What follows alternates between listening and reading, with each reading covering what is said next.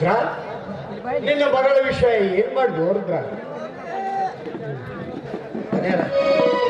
ನನ್ನ ಮಗಳ ಮದುವೆ ಇದೇ ತಿಂಗಳ 10ನೇ ತಾರೀಕು ಇದೇ ಸಿದ್ದೇಶ್ವರ ಕಲ್ಯಾಣ ಮಂಟಪದಾಗ ಮಾಡಿ ವಿಚಾರ ಮಾಡಿರ್ಬೇಕು.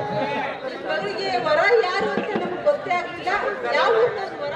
ಅವರ ವರ ಬೇರೆ ಯಾರು ಅಲ್ರಿ, ನಮ್ಮ ತಂಗಿ ಮಗ ಬೆಂಗಳೂರಾಗ ನಮ್ಮ ತಂಗಿ ಮಗಗೆ ಕೊಟ್ಟಿದ್ದೆ ಅರವಿಂದ್ ಅಂತ ನೋಡ್ರಿ.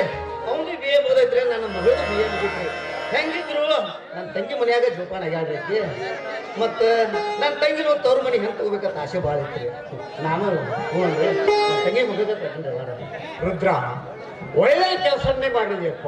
ಯಾಕಂದ್ರೆ ಕರುಣಿನ ಕುಡಿ ಒಂದಕ್ಕೊಂದು ಕೊಂಡಿಯಾಗಿ ನನ್ನವರು ತನ್ನವರೆಂಬ ಕೊನೆಯವರೆಗೂ ಕರುಣೆಯಿಂದ ಇರುತ್ತದೆ.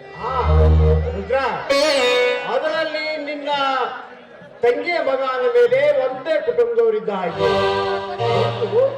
ವರೋಪಚಾರ ಏನಾದ್ರೂ ಮಾತನಾಡಿರ್ತೀಯ? ಏನಿಲ್ಲ ವರೋಪಚಾರ ಏನೂ ಇಲ್ಲ, ಏನು ಕೇಳಿಲ್ಲ ನೋಡ್ರಿ. ನನ್ನ ಮಗಳನ್ನ ಕೊಟ್ರೆ ಸಾಕಂದ್ರಿ. ನನ್ನ ಮಗಳನ್ನ ಕೊಟ್ರೆ ಅದ ಒಂದು ಬಂಗಾರ ಕೊಟ್ಟಾಗತ್ತೆ ಅಂತ ಹಿರಿಯರು ಹಿಗ್ಗಿದ್ರಿ ನೋಡ್ರಿ. ಮತ್ತು ನಾಲ್ಕು ಮುಂಡ್ಯಾಗ ಮದುವೆ ದಿವಸ ಹಳ್ಯಾಗ ಏನ್ರಿ ವರೋಪಚಾರ ಮಾಡ್ಬೇಕಂತ ಮನಸ್ಸೈತ್ರಿ. ಆ ದೇವ್ರು ಏನು ಬುದ್ಧಿ ಕೊಡ್ತಾನ ಅದನ್ನ ಮಾಡ್ಬಿಡ್ತೀವಿ. ಹೆಣ್ಮಕ್ಳನ್ನ ತವ್ರ ಮನೆಯಿಂದ ಕಳಿಸುವಾಗ ಬರಿಗೈಯಿಂದ ಕಳಿಸ್ಬಾರ್ದು. ತವ್ರ ಮನೆ ಉಡುಗೊರೆ ಅಂತ ಏನಾದ್ರೂ ಕಾಣಿಕೆ ಕೊಟ್ಟು ಕಳಿಸ್ಬೇಕು. ನಿಮ್ಗೆ ಯಾಕಿದ್ರೆ ನಮ್ಗೆ ಹೇಳು, ನಾವೇ ಏನಾದ್ರೂ ಕೊಡ್ತೀವಿ, ಅದನ್ನೇ ತವ್ರ ಮನೆ ಉಡುಗೊರೆ ಅಂತ ಅವಳಿಗೆ ಹಾಕಿ ಕಳಿಸಿದ್ರಾಯ್ತು. ಮಾದೇವಿ, ನೀನು ಹೇಳುವ ಮಾತು ಸತ್ಯವಿದೆ. ಯಾಕೆಂದ್ರೆ ಈ ರುದ್ರ ನಮ್ಮ ಮನೆಯಲ್ಲಿ ಬಹಳ ವರ್ಷಗಳಿಂದ ದುಡಿತಾ ಬಂದಿದ್ದಾನೆ.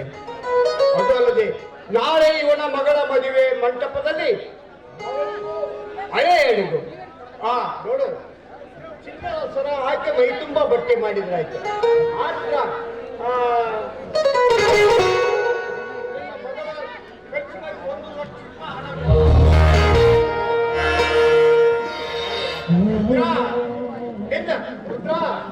ನಿನ್ನ ಮಗಳ ಮದುವೆ 4 ಜನ ನೋಡಿ ಮೆಚ್ಚುವಂತ